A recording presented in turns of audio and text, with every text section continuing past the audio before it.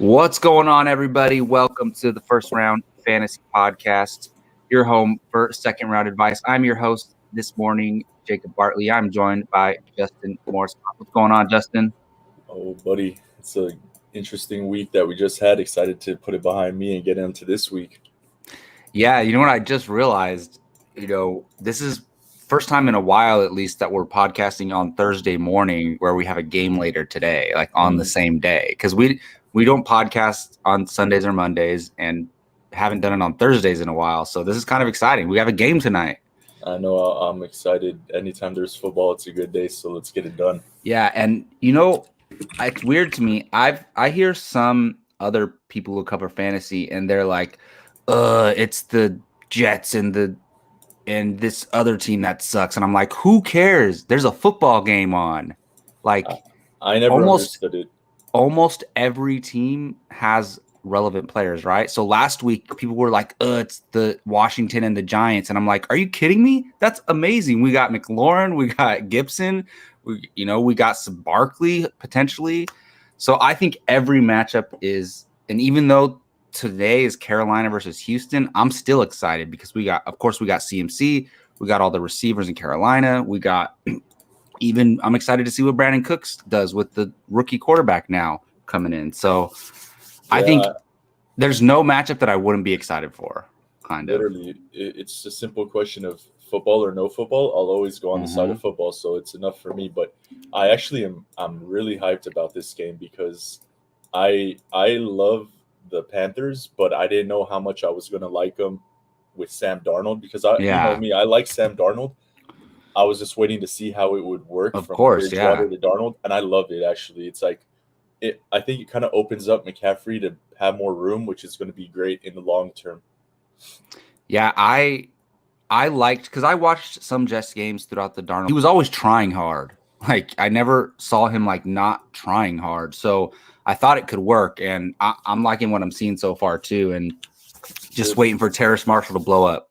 Before we continue, I think that I'll hold my mouth to week 4, week 6 to make a declaration. But if they are a winning football team succeeding, then there is a curse in the New York Jetland. Like, I don't want to admit it, but there's been like countless players where we're like, nah, they're just not that good. And then they leave and wow. Yeah. It's like, or the coach that was there, Adam Gase, either them, or because he was actually in Miami with Tannehill and Drake. Yeah, and then when they left, they did very well, and then he went to the Jets and he was there for 4 years. Yeah. I mean, the Jets aren't looking so good right now. So it's kind of, that's why that's saying true. It might be a Jets curse. I'm gonna wait to see. I think Adam Gase maybe amplify a curse, but that's true. They're both cursed, and they came together for a few years, and it was just madness. But I know what you mean, man. We'll see. I hope some of these Jets players can start to put some decent fantasy games together. We'll see. I'm gonna talk about one of them. Yeah, for sure. So we're gonna get into it today. So we are actually keep an eye out. We're gonna start doing morning podcast. We had some scheduling conflicts this week, but we're eyeing like maybe Tuesday or Wednesday mornings for like the reviewing the early week, and maybe we'll do a later on in the week podcast, but we're still adjusting, so stick with us. But we'll definitely have at least one podcast a week where we're covering all this fantasy stuff and doing our Fool's Gold and Dark Horses and all that good stuff. Before we get into all that, I do want to talk, because I think it's important to look at what's been going on in fantasy for the first 2 weeks, because we build up the hype. Like, the fantasy football season and the football season has the longest build up to the season, like more than anything, like more than a movie coming out, more than a new album coming out or something. Like the road to like, okay, let's start talking about fantasy football again, to actual football starting is such a long journey, and we build up so much hype and do so much coverage, and then the fantasy season hits and it's like, wait a minute, all this stuff isn't exactly what I thought it was going to be. So I want to talk about some major takeaways from the season so far. I'll go to you, Justin. What is one real quick? I'll go over one, and then we'll go over a couple more if we have some time.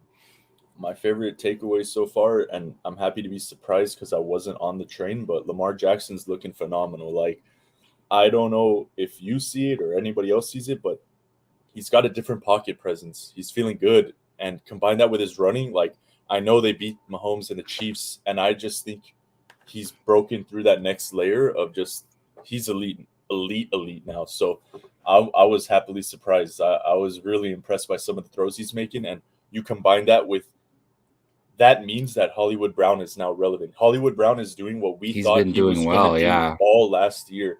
And I know we spoke about it till week 11, 12 last year, maybe. Should we roster Hollywood still? And I know because of the bad year, no one even drafted him this year, I don't think. Maybe late, but he's showing to be a true wide receiver 2 for your roster right now. And I'd be happy to have him. And I think it's going to last. Yeah, he was a steal in the draft. Like I think, I mean, nothing is for sure yet. You know, it's still week 2, but getting these steals like Hollywood Brown, like a Cooper Kupp in the late rounds, that like those type of things are league winners, you know, and that's really cool to see that. And I'm excited, and I have noticed because I watched that that Sunday night game. You talking about Lamar jumping up and throwing passes to make these clutch throws. I agree with you. Look, we never doubted his rushing ability. That's his main, you know, skill. But we always wanted to see him improve on the pocket passing and the passing ability. He was never bad. If you look at his passer rating, it's been okay, but it's been mostly safe, you know? He never has to take these risks. And he did it in the Chiefs game. And they won. Look, if they lost, it's a different story, but they won because of it. No, So I'm not nice. even saying if they lost, it doesn't matter to me because they're playing arguably well for the best. fantasy, yeah. Yeah, but no, in his growth, because that's maybe the best team in the AFC, whatever. But Yeah. just watching him set after set, he just is playing like at a different level of confidence with his passing game, and I noticed that just in the first 2 weeks. Yeah, no, I know what you mean, and I'm just saying it's a bonus that they won because of it. Like that's a good, because if he's hurting his team doing that, then they're not going to let him do it anymore. But now that they're winning because of it, all right, Lamar, let's see you throw some more. And I think once, I still think like I like Hollywood Brown a lot, but I think once Rashad Bateman comes off of IR, the first round rookie they drafted, he's going to help Lamar too in the passing game. So we could see this further improve. I kind of hinted towards it earlier, but one of my major takeaways is, and this can be applied to any year, is like all this hype that we build throughout the preseason and I guess pre-draft season, you could say, like everything before even August hits, is, I don't want to say it's useless, but we have to take it all with a huge grain of salt, is basically one of my takeaways, because I feel like the community, analysts, fans, managers, players, whatever, we all, there's like a collective group think about certain things, right? And we all set them before the season starts, like as if they're set in stone. And I'll say something like Brandon Ayuk, everybody, and you can attest to this because you never really got on the hype train with this, but like, oh, he's a lock it in high end wide receiver 2. He's going to blow up this season. And look, everything from last year showed us that, yeah, that's probably the trajectory that's going to happen. But we're not at the practices in the locker room with the coach. We don't know what they're doing. And I know this applies to the Kyle Shanahan thing, but I'm just using it as an example. It's like you don't know what's going to happen. And I apply this to like a Cooper Kupp too. It's like everybody says, oh, Cooper Kupp's going to just get a slight bump up because he's playing with Matthew Stafford. But we didn't know Matthew Stafford and Cooper Kupp were meeting up early in the morning and practicing together, just one-on-one practices. And we learned that during their first game of the season. But it's those things like that we don't know, and we can't apply to our analysis before the season starts. So I just want to say, keep in mind that when we're leading up to these seasons, don't look at everything, all the rankings and all the where people are projecting players as set in stone. It's just a guideline. Like, take some gut calls. Like I waited on wide receiver in our main redraft league, and I ended up getting Cooper Kupp, and I I don't even remember where it was. It was like the 6th round, 7th round or something like that. And he was my first wide receiver. And I was like, I'm stuck with it. That's what I got to do. But he was the guy I liked the most on the board because I thought he had the highest ceiling, right? So, because I've always said Cooper Kupp has a super high ceiling. So I'm like, I'm going to take the guy with the high ceiling if I'm waiting on right. I almost went 0 wide receiver in that league. So I benefited from that. So I'm just saying, like, next year when we're covering all this stuff, I'm going to remember this and know, hey, everything's not going to play out like we think it is. No, I agree. And, there's only so much we can do because we're statistical beasts. The only people playing this game are just loving the analytics side of it. That's true. And trying to make the educated guess. And it's like, when you see Kupp doing what he's doing, you're not surprised. You're just kind of like, damn, I wish I valued him a little bit more in our drafts. Yeah, true. I think to piggyback on that, I am victim to this a lot. I blacklist players or I hype up players, and I don't want to say I feed into the confirmation bias of who I already like, but it doesn't help when I just search and I see positive things and I disregard. I guess that is confirmation bias, but yeah, the goal just off these 2 weeks is I'm done blacklisting players and I'm done valuing my favorite guy over what statistics should tell me to do, because sometimes the emotion runs high. Like, okay, Thielen's going to have a regression, but look, he's balling out right now. And I'm happy to see it as a Vikings fan. But if I had him on my squad compared to a couple other guys I drafted, it would feel a little bit better, So I think your tactic plus my tactic, it creates a new level beast of fantasy football drafting. I'm glad you mentioned the blacklist thing because I do that too. I think you and I do that a lot, and we both have done it to like a Deontay Johnson, right? I avoid Deontay Johnson because it's not because of his talent. It's because every single game you get a notification on your phone, Deontay Johnson questionable to return almost every single game. But then you look at his stats and you're like, what the hell? He had 10 targets. He's going nuts. And it's like, I would have might have him on my team, but I still, when I'm drafting, I see other guys that I like more, right? Or other guys that I think are going to be healthy. But I'm like, I got to take that chance sometimes and draft a guy that I don't, believe in or that I avoid. And because sometimes it hurts me because now I have no Deontay Johnson on my team, but he's actually banged up and questionable for this week. So yeah. So you got to live with that. He's like the new Julio, who's like just every single game leaves and comes back in, right? So that's a good one. Another one real quick for me. I just think, and I do this too, is like never doubt the reliable guys. Look, there are going to be players once they reach a certain age or the twilight of their career, they're going to fall off, right? It just happens. Like Todd Gurley came out of nowhere, right? But we can't predict those things. But what we can do is draft the reliable players and feel comfortable with them. And I'm mostly giving this advice to myself because over the years, I tend to like try to hit on the unknown rookie or the unknown second-year player that like could blow up instead of take a guy that already has blown up. And I'm just never like it never fails. Like Kelsey, CMC, DeAndre Hopkins, like they never fail. And those are just some examples. I know those are top tier guys, but I rarely ever draft Hopkins because he goes in the second round and I always take a running back in the second round. But I traded for Hopkins before the season started.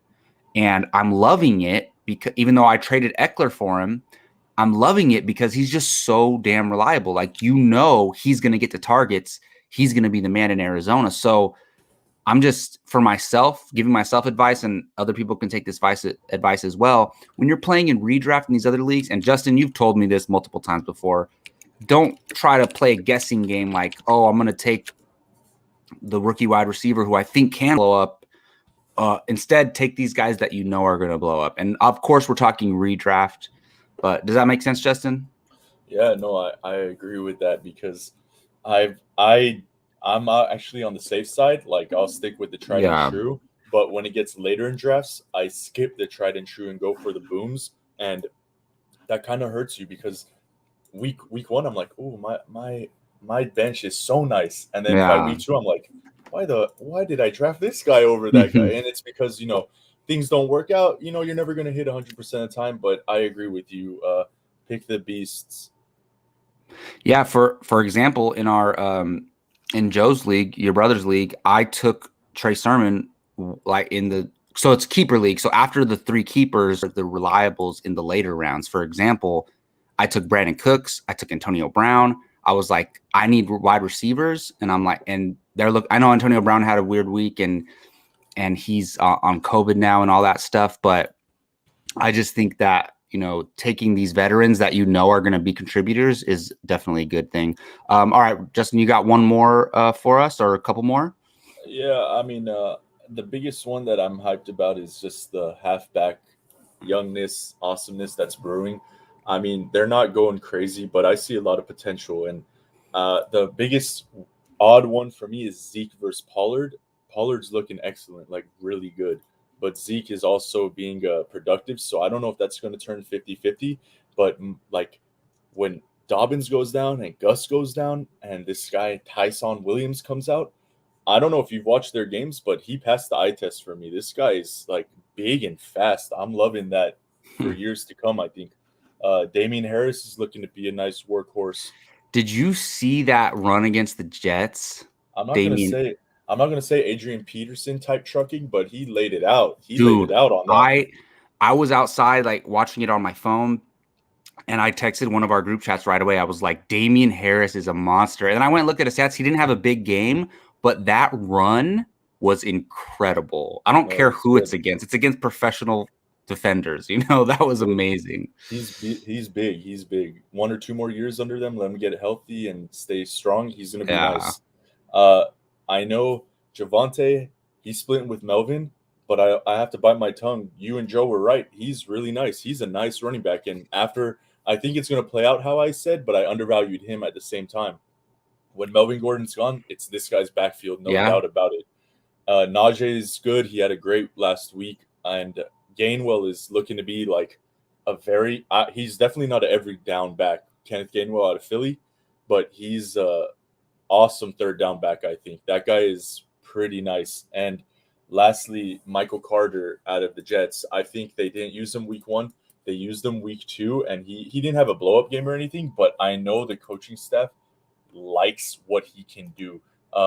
They're talking about how he's the best runner in the preseason, but when you bring in guys like Tevin Coleman, you got to give him a run for the first couple of weeks. So I expect Michael Carter to be a nice stash for late mid-season. But all those, and I know I missed a couple. I'm sure you have a couple more. I don't even want to talk about the Niners because I can't touch that mess. But there's other running backs that I see the new batch is already ready to go.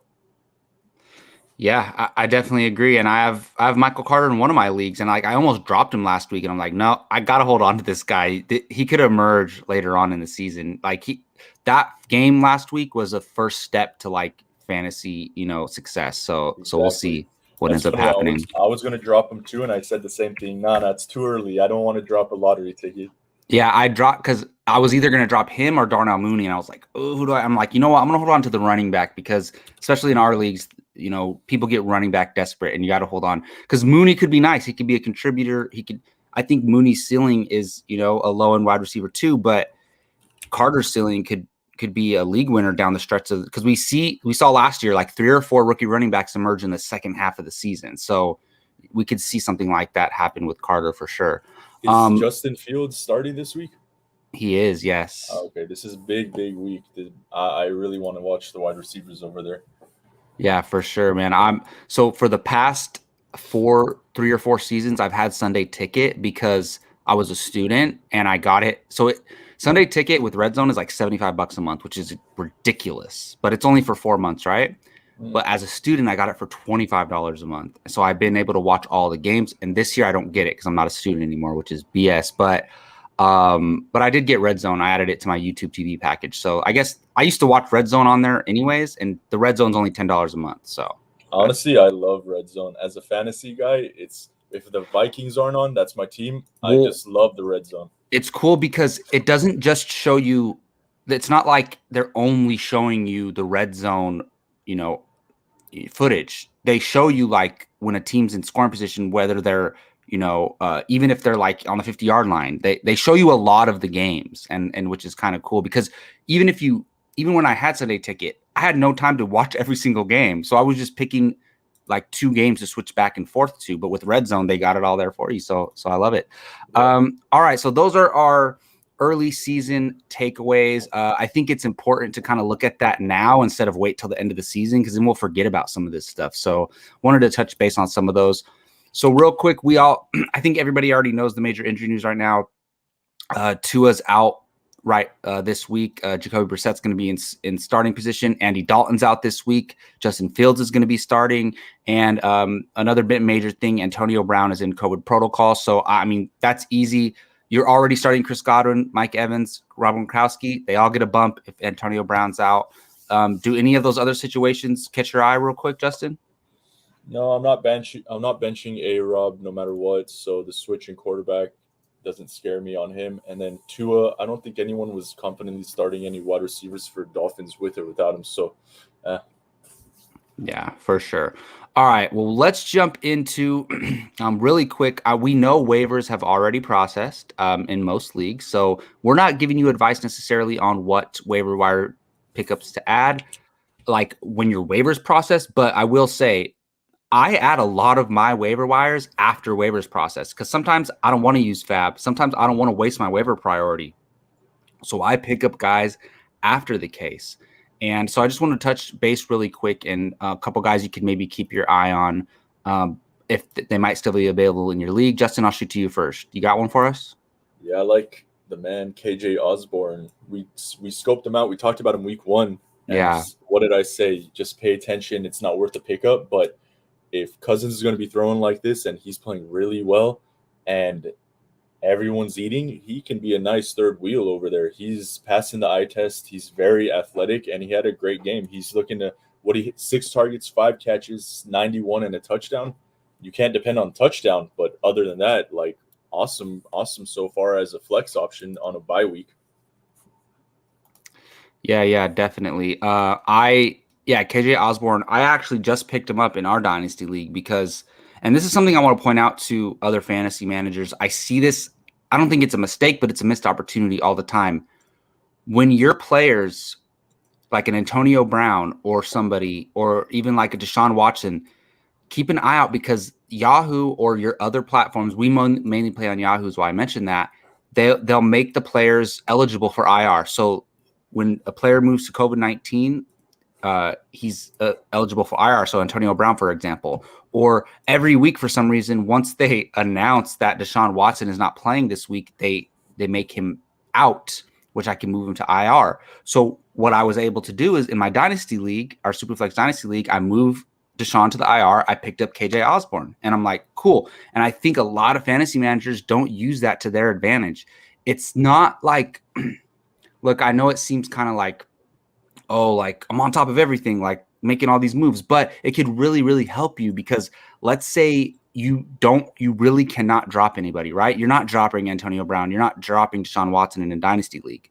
So if you're able to move them to your IR, and then I can add a KJ Osborne who I wasn't able to pick up before, I love that move because I have Justin Jefferson in that league, and who knows, man, if KJ Osborne continues this, it could be a good pickup.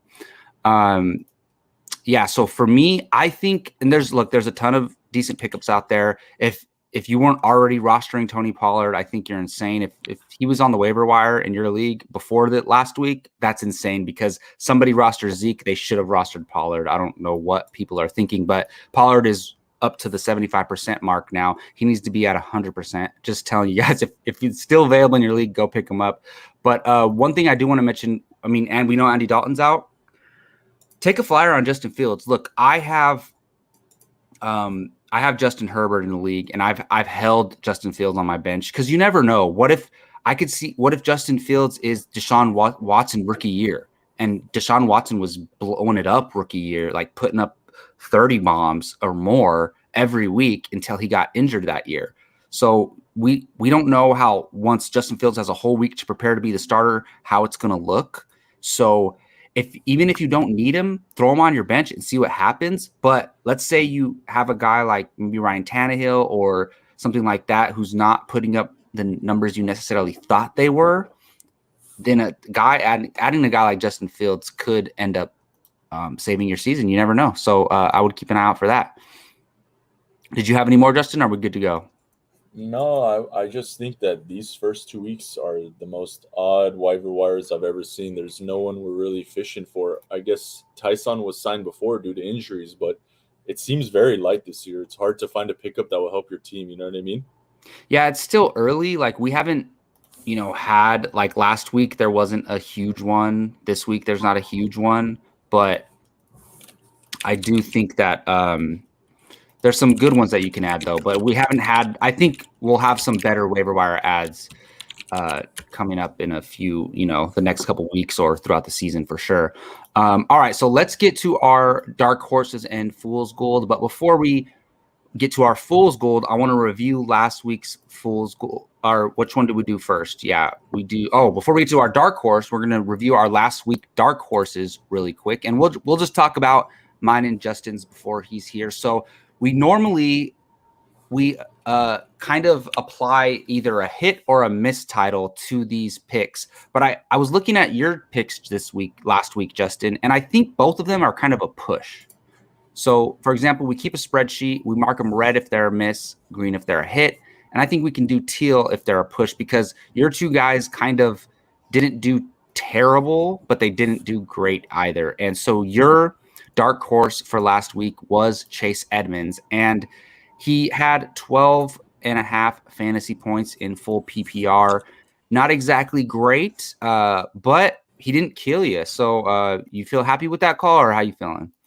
Of course, I thought it was going to be a bigger day for him, but again, you're not mad, but you're not jumping. So I think a push is fitting for this. I just want to see him get in the end zone on a couple rushing touchdowns here and there, man.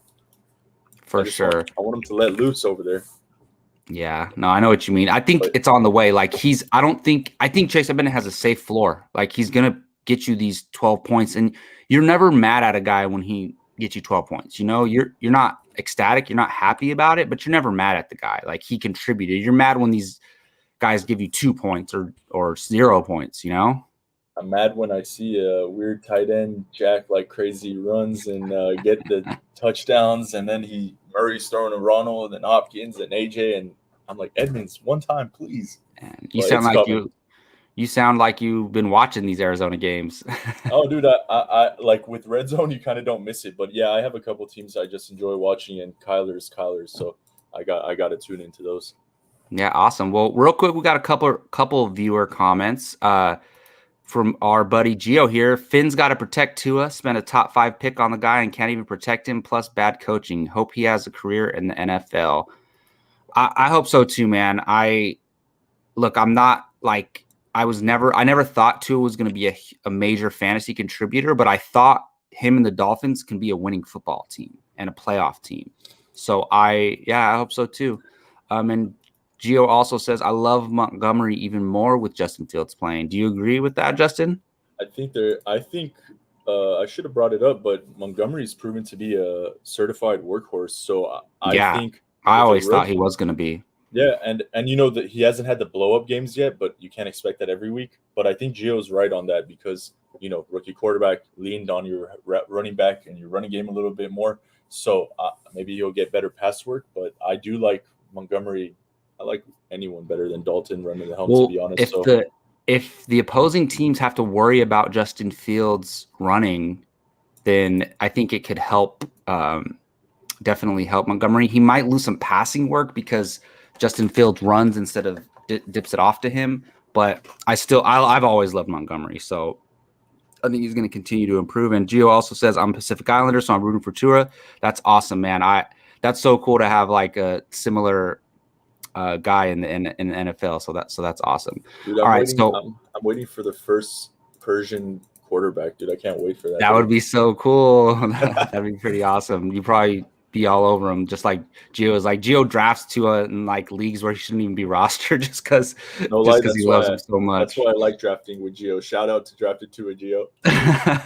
Yeah, so I definitely missed on my dark horse from last week. I chose AJ Dillon of the Green Bay Packers. I thought that I thought the Packers were going to get up big and they were going to let A.J. Dillon run out the clock. He had 3.6 fantasy points, 5 attempts for 18 yards. I totally missed on this one, but who would have knew that they would just let Aaron Jones keep eating like a monster, man? I was listening to that game on the radio, and I thought I was like listening to replay. I thought they were replaying the play from earlier because like every 5 minutes they were like Aaron Jones in for the touchdown. And I was like, what is going on here? But he was actually scoring all those touchdowns. Have you ever been an Aaron Jones owner?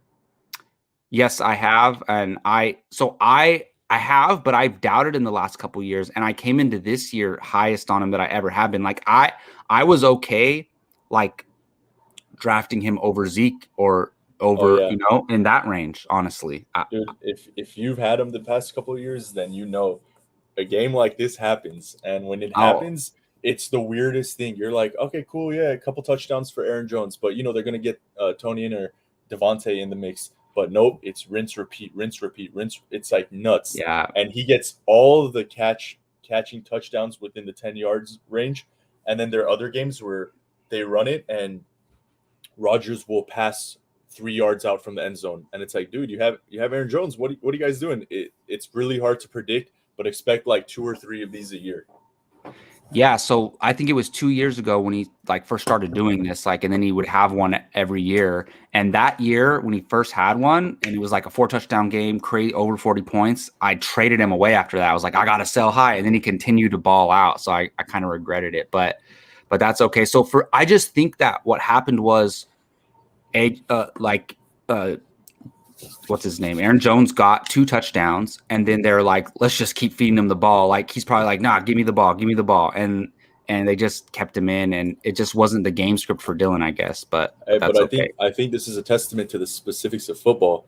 It's not like Aaron Rodgers saying, okay, sorry, everybody else, you're not getting it. If the dude is open, if the game script is going, if the plan is working, they obviously knew there was a weakness in that defense going against Aaron Jones, and they exploited the heck out of that. Awesome. So let's get into our dark horses for this week, and I'll go ahead and start this one off. And you referenced this guy earlier, Justin, and my dark horse for this week is Javonte Williams. And look, it's not like Javonte Williams has had a blow-up game or anything like that, but he has shown promise.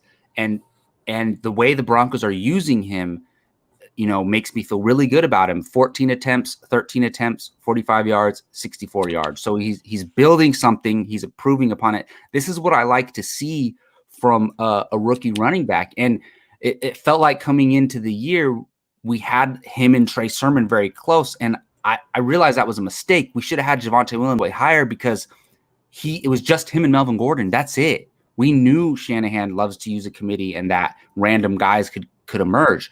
We like that wasn't going to happen in Denver. So it's him and Melvin. And even if Melvin continues to produce, I think Javonte Williams is going to get a lot work, if not more work than Melvin Gordon as the season goes on. And look, he plays the Jets this week, and it's a really good matchup. The Jets aren't going to stop anybody, as we saw when I saw Damian Harris do that run earlier this week, I was like, okay, let's see what Javonte Williams can do against them this week. So I just think he's on the right path. He's getting the carries. He's getting the work. It's not like they're going to I don't think this is going to happen. I don't think just one random game they're going to be like, you know what, Melvin Gordon, you get 20 carries and Javonte gets 3. I don't think that's going to happen. I think it's going to be an even split, anywhere between 12 to 15 carries for both of them. They're going to use them when they're at their strengths in certain game situations. But you already talked about him earlier a little bit, but I love him for this week. And I'm not saying like, you don't have to start him over your reliable RB2, but if you're debating him or another flex in your flex, if it's a guy you're questionable about, or let's say you had Antonio Brown and now you're not sure if he's going to play and you're depending on him in your flex, throw Javonte Williams in there, feel good about it. I think he's good for at least 12 to 15 fantasy points this week.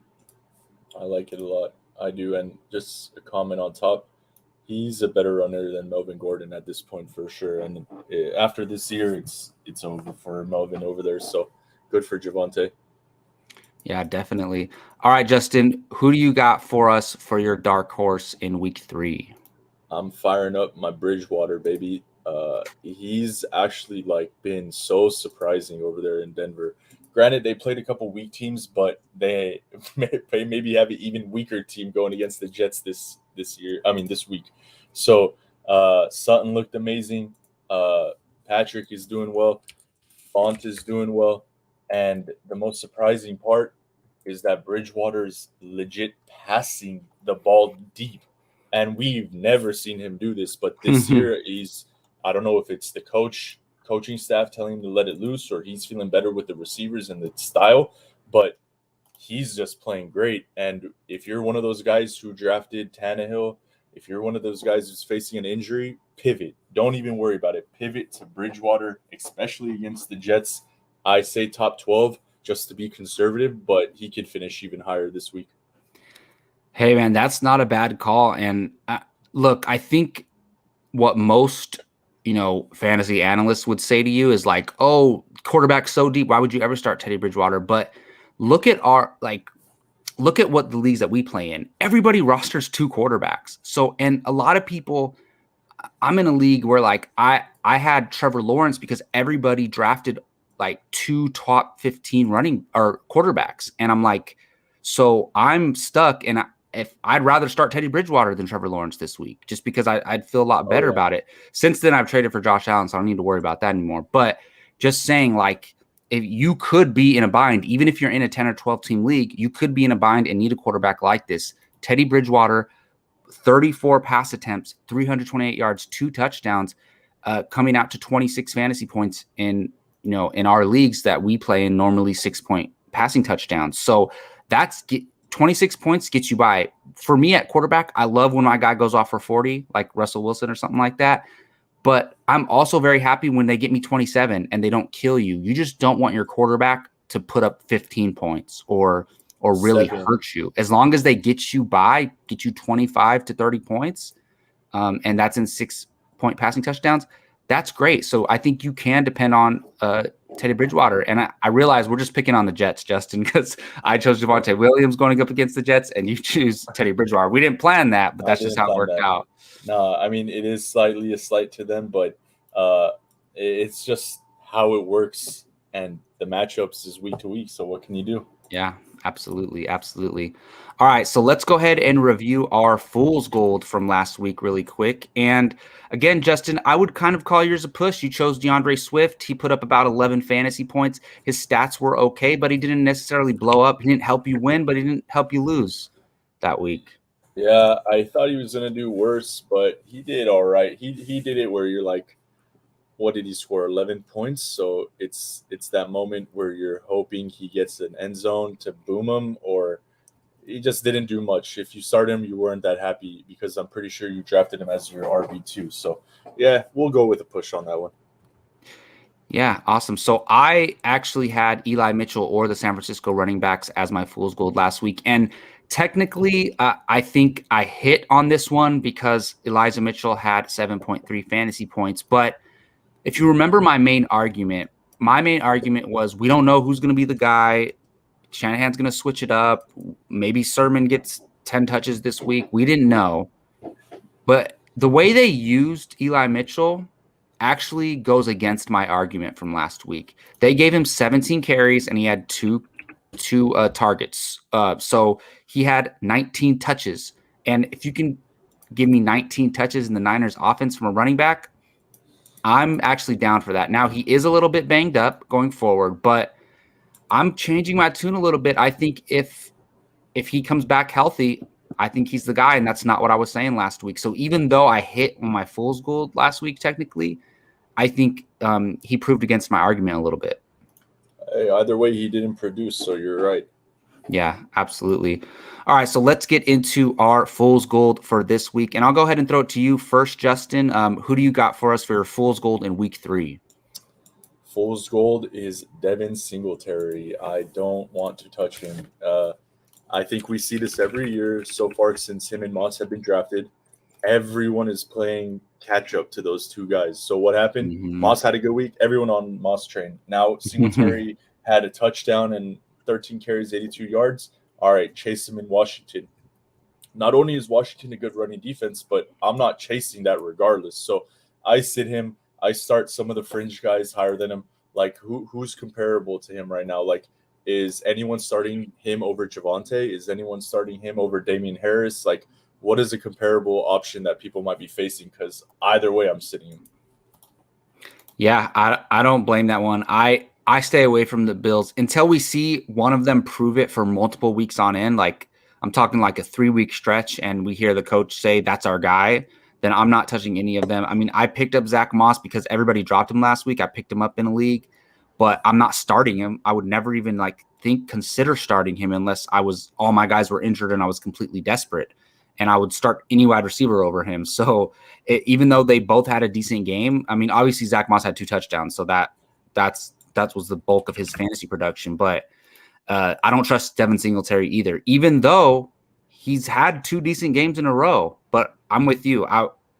If you name the rest of your team, I guarantee you have better starters than him, even in the flex position. So I think that's a good call, Justin. Yeah. So, all right. So let's get into my fool's gold for week 3. So I am going with Darrell Henderson. I know he's banged up, but I'm going to actually add on to this the Rams running backs. Now, there's multiple reasons for this. First of all, Darrell Henderson's banged up, and so we don't know how he's going to look even if he does play. And I believe he has a ribs injury and he's not practicing today, or he didn't practice yesterday. So that's concerning. On top of that, even if he misses, it's going to be Sony Michel. And I think people are going to be like, oh, well, Sony Michel's going to get all the work. Sure. But you know who they're playing? The Tampa Bay Buccaneers. And we saw week 1, neither Zeke or the almighty Tony Pollard could do anything against the Buccaneers. And then last week, I believe Atlanta played them. And let me look up Cordell Patterson, because if I'm not mistaken, even though Cordell Patterson had a big game, his rushing attempts were 7 attempts for 11 yards. He had a touchdown, sure. But all of his production that gave when he blew up for 20 points or whatever is all from receiving work, because he's kind of a hybrid running back receiver. So you might look at him as a running back who performed against the Buccaneers, but that's false, because most of his work was in the passing game. And if you take away that rushing touchdown, he barely had any rushing production at all. So we haven't seen any running back able to perform against the Bucs so far this season. Granted, it's only 2 games, but on top of that, you have a possibly banged up Darrell Henderson, and I don't necessarily trust Sony Michel. So I think a lot of people are going to try to rely on these guys, and I just don't think it's smart. Like in one of my random Yahoo leagues that I play in, I actually have Darrell Henderson. I had Cam Akers, but we all know what happened there. So I had Darrell Henderson.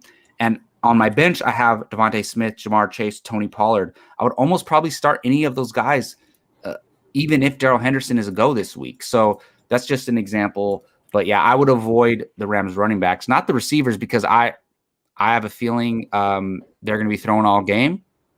So fire up Kupp and Woods, but I would avoid the running backs. Do you agree with that, Justin, or no? I do.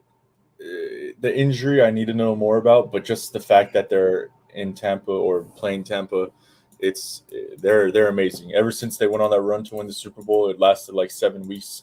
They haven't stopped. They literally just haven't stopped. So I don't want to face them. I don't want to have a running back against them. So yeah, if you can pivot, some people might not be able to pivot, but if you can, I would. All right. So yeah, so that will do it for our Fool's Gold for this week, and that will actually do it for this week's podcast. We don't have any trade evaluation form submissions, but I will say, if you have any trade questions, I think once the season gets going, we will have more of these trade evaluations forms, because I think a lot of people don't make a lot of trades right now. I think once they start realizing, oh, damn, Zeke's not looking as good as I thought he was, or something like that. Once you get a clearer view of what your roster is looking like, I think that's when trades start to kick in. And also we see the trade deadline start to appear, and people who are maybe not going to win in dynasty leagues, they want to trade away their veteran players, things like that. So please find the link in the description for our trade evaluation form and send us any trade questions you have. You can give us all the details, what kind of league it is, if it's dynasty, keeper, PPR, half PPR, all that good stuff. Let us know. And of course, let us know in the comment section any questions you have regarding fantasy. And Justin, you got something for us? I just want to give you an option to shed some light. Is McKissick fool's gold or real deal again? That is, oh man, that is tough. You saw what he did last week? Of course I did, and it made me sick because I'm a multiple Gibson owner. And but we have a little bit of time. I see there are some comments in the comment section. So after we're done discussing this, I'll go to the comments and we'll talk about a few things here because we do have about 10 minutes here. Cool. But McKissick, so that is a tough one. I think he has to be rostered. And I see him available in league still. And I'm like, what are people doing? You have to roster him. Like, why isn't he a hot waiver wire pickup this week?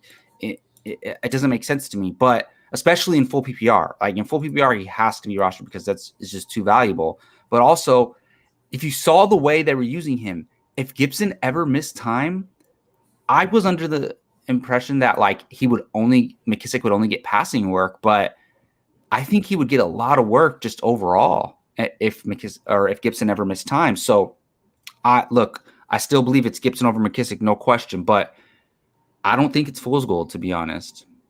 Yeah, he had one catch and run that was the most hilarious run I've ever seen. I felt so bad for him kind of, but he did such a good job getting those 40, 50 yards. I don't know if he was down the sideline. The dude caught it, and he was trucking as fast as he can. But those little legs cannot keep up with those defensive players, and the dude got tracked from behind. And I was like, dude, if this guy was faster, wow. But I think Gibson going out and getting banged up helps him, but I think week 1 was a fluke, to be honest. They didn't utilize him at all. And then week 2, they go crazy in the passing game with him pretty much and get back to track. So I don't think he's going to get you 20 points per game, but 8 to 12 seems reasonable. So it's a nice flex with a possible potential if Gibson goes down. But I agree with you.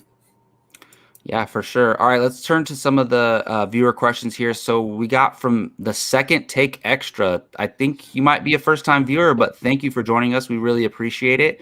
And they say, what is up? Who do I start? Javonte Williams, James Wright, J-Rob, Gainwell. Start one. Okay.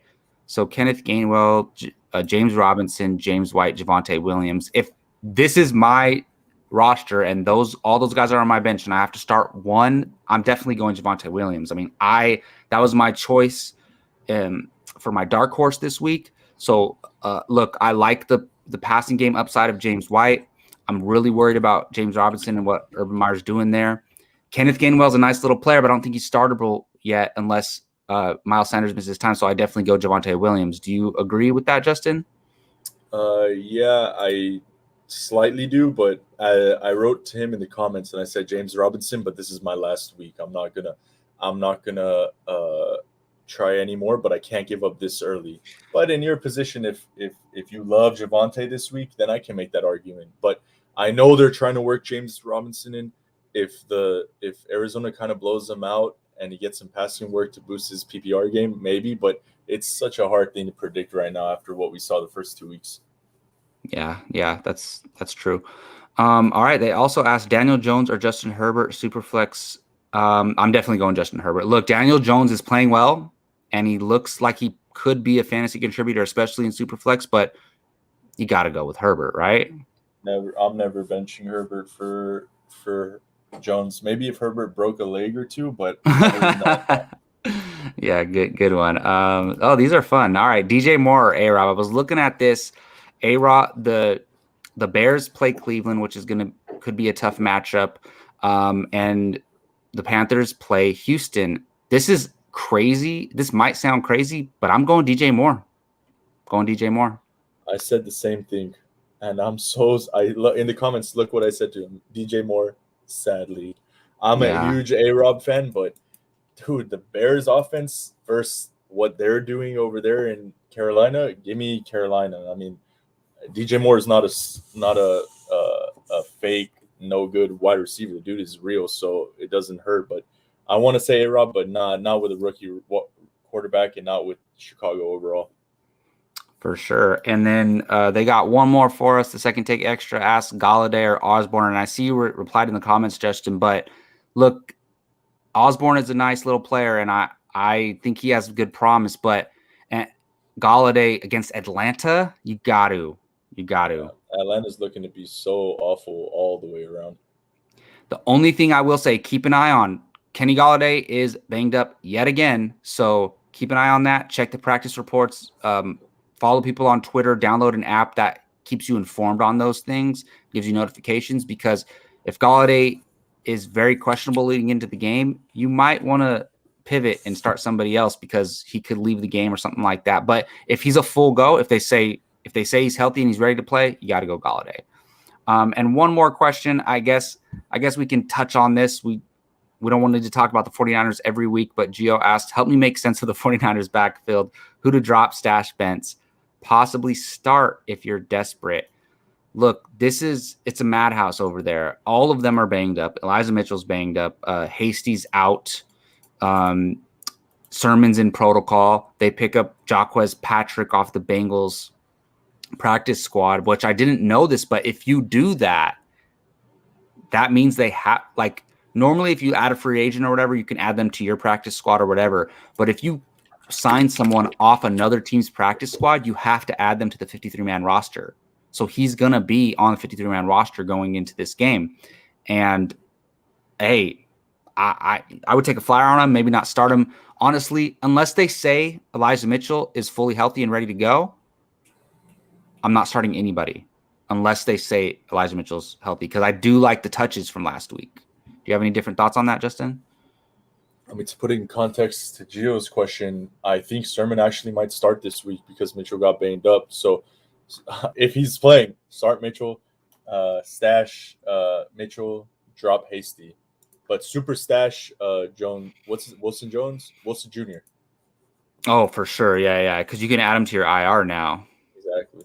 But I will say Trey Sermon is on a good path to play in week 3 against the Packers, what Shanahan said. But he also says Elijah Mitchell has a chance to play after missing Wednesday's practice. And I was one of the biggest Sermon supporters, but even if we come in, Elijah Mitchell's out and then Sermon's good to play, I still wouldn't start Sermon, to be honest. I would just wait on it a week and see what happens, because you have better options. Like every league that I drafted Sermon in, even though I took him relatively high, I have better options to play this week. So avoid it unless Elijah Mitchell is 100% full go. But like you said, Gio asked about this.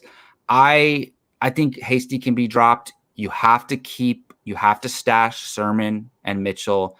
And if you're in a super deep league, if you have a roster spot, add Jacquez Patrick, because we've seen these random players come out of nowhere in this backfield and perform. So I think he's worth an add in like a deeper league or a dynasty league or something like that.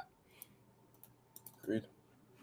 All right. So that will do it for this week of the First Round Fantasy Podcast. Thank you, everybody, for joining us. Look out next week. I'm thinking maybe Tuesday mornings. That way we can review the whole week. And we can review the previous week, talk about waiver pickups. So that'll probably be our next episode, but we'll put some clips up until Sunday morning. But always shoot us in a question in the comments. We'll try to add it to the show. And don't forget the trade evaluation form. If you have any trade questions in depth, we can talk about them on the show. You can find the link for that in the description. Thank you for joining me today, Justin. It's been a blast. And I'm your host, Jacob Bartley. We'll be back next week. Until then, take care.